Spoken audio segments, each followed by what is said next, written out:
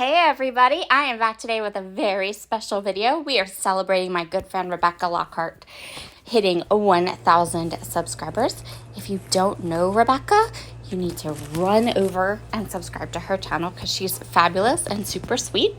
So you saw the layout I'm going to be scrap lifting, and what I did was I went through my mixed media papers, the ones that are already kind of dry and ready to go. I have stacks of backgrounds and little offcuts and different things, and so I decided to go ahead and use those. I'm going to be die cutting flowers. So you saw in the layout I'm scrap lifting, there is a bunch of stars, mixed media stars on a black background. Well, I'm going to do mixed media flowers on a white background. So this uses some flower dies I have from Dress My Craft. There's a large set and a small set for 7 dies total. I'm going to go ahead and I'm going to die cut all of those mixed media papers that I showed you. These mixed media papers were created for when I did my mixed media class for my members. So if you're one of my members, you've seen how I created these. And if you're not one of my members, maybe you should be, because then you'll get to see how I made those beautiful flowers. So what I'm going to do is I took 3 sizes of the flowers and I'm going to layer them up. The rest of them I'm just going to keep flat because we're going to do some other things kind of on top of them.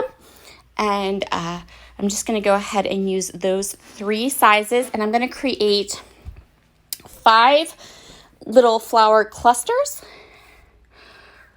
I'm going to just layer them up, and then I'm going to add some purple Nuvo drops to the middle of the centers of the flowers. And the rest of them we're just going to leave just like that. So we're going to make a couple that have these kind of layered and Nuvo dropped middles. We are going to be creating using the Pink First Studio Happy Blooms collection.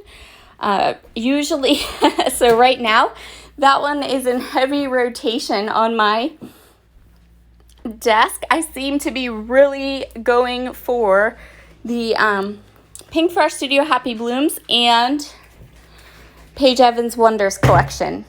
Those are the 2 I keep kind of reaching for over and over again. So I'm taking all these flowers. You saw in the layout I'm scrap lifting that she has like a swath. She almost made like a whole background using her mixed media stars. So I'm going to try to do the same thing. I'm going to do some a little more kind of clustered and overlapped together. I'm going to put my photo in the same place as Rebecca did on her layout. She used 2 photos. I just have 1. What I was kind of going for was the idea that these flowers are kind of coming up behind my photo and then kind of scattering all over the page. That was what I was thinking about as I was sticking and plunking them down. It kind of turned out that way, but in the end I did feel like I needed to add a little more to the bottom and side of my photo because it was just the white space was too obvious and the layout wasn't flowing very well. I'm going to go ahead and map my photo onto this purple lattice paper. And that is the only pattern paper I'm going to use. Well, I guess technically not, because I also have some fussy cut flowers there that I'm going to use. But I don't think of those as being pattern paper anymore, but I guess technically they kind of are. But I'm just going to use that, and we're going to do a lot of like white on white on this layout, because with the style and design of this layout, I felt like if I added too much color, I was going to end up losing my photo, losing the embellishments, and everything was going to just kind of look too busy. So by having a white background, and then the flowers are created on white cardstock, and then even that pattern paper is a lot of white on white, it keeps things looking a little bit lighter, a little bit fresher, and keeps it from being too busy. My title is going to be Sweet Ella, and I'm going to use these cute foam thickers from my stash. These are just old thickers. I'm trying to use them all up. And then on the puffy sticker sheet, there's this little sweet. So I'm going to go ahead and add that to my title right above there. The other great thing about these stickers is you can they're very forgiving, so you can kind of pull them up and put them back down. But then when you're ready to actually stick them, they stick. I'm a fan of the foam stickers. The rest of them makes me want to pull my hair out, but the foam ones are okay. So I'm just tacking down the flowers. I left some of the little petals open. I really just added flowers to the middle, or added adhesive to the middle. I did this because I wasn't sure. I knew I wanted to add some of these die cut florals in there.